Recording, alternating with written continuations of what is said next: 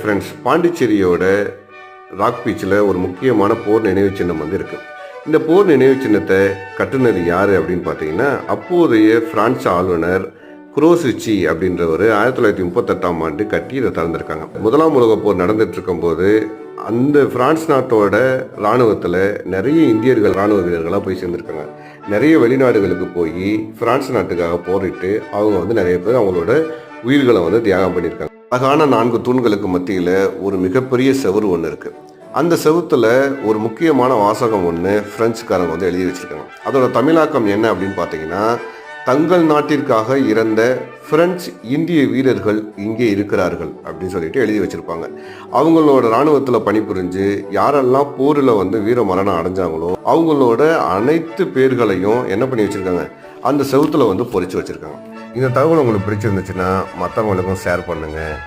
ஒரே ஒரு லைக் பட்டனை மட்டும் தட்டி விடுங்க. தேங்க்யூ.